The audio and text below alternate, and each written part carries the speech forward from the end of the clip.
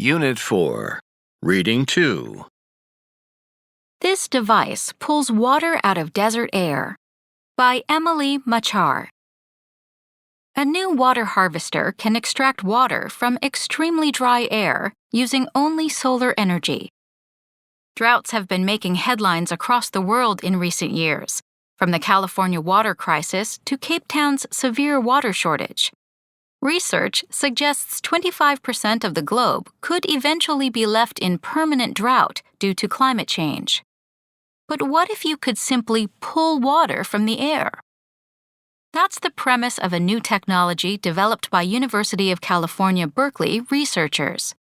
It's a water harvester that can extract water from the air even in extremely dry climates. It uses no energy other than ambient sunlight.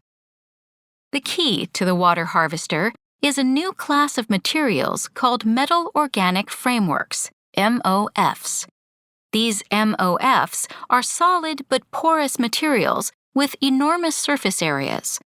An MOF the size of a sugar cube can have the internal surface area as big as many football fields. This means that they can absorb gases and liquids and then release them quickly when heat is added.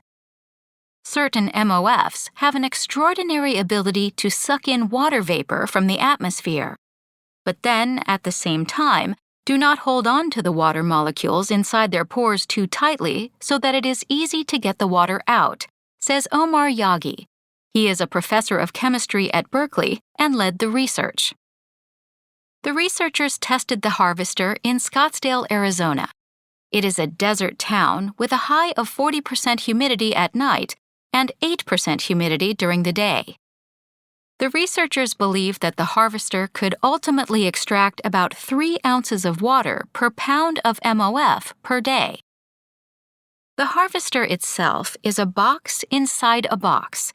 The inner box contains a bed of MOFs.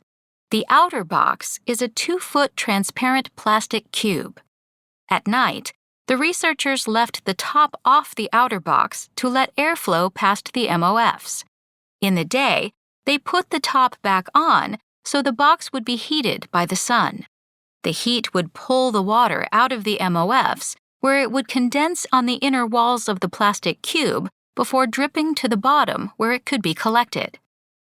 The most important aspect of this technology is that it is completely energy passive, says Eugene Kapustin, a Berkeley graduate student who worked on the research.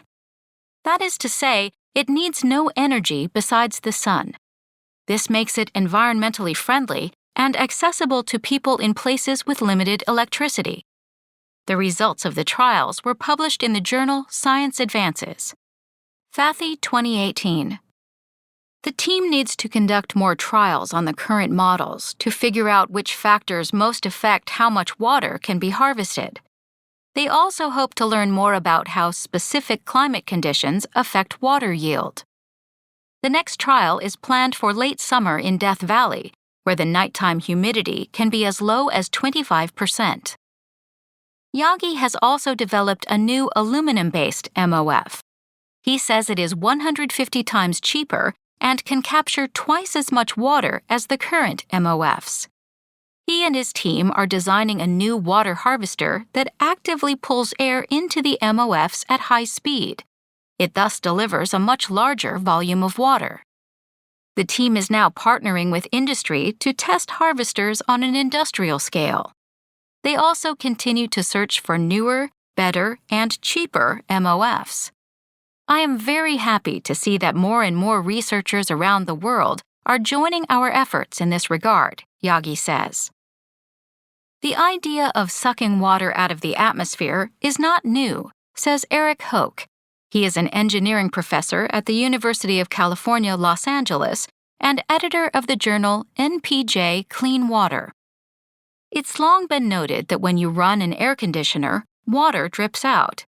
This is because the machine is cooling the air to the dew point, the temperature at which the air is saturated with water vapor and condensation occurs. But creating water harvesters based on cooling technology is incredibly energy intense.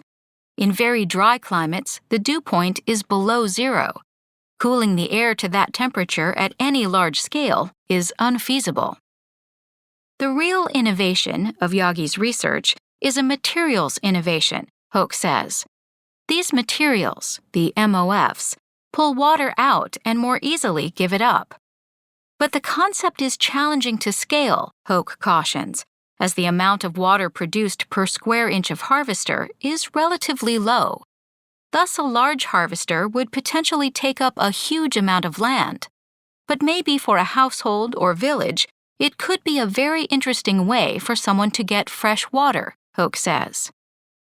Yagi imagines exactly that, a future where everyone without easy access to fresh water has a harvester in their yard. My vision is to achieve personalized water, where people in water-stressed regions have a device at home running on ambient solar, delivering the water that satisfies the basic needs of the individuals, he says. More than 1/3 of the population in the world lives in water-stressed regions or is suffering from a lack of clean water. The potential implications of this technology in transforming people's lives and improving the global public health conditions are tremendous.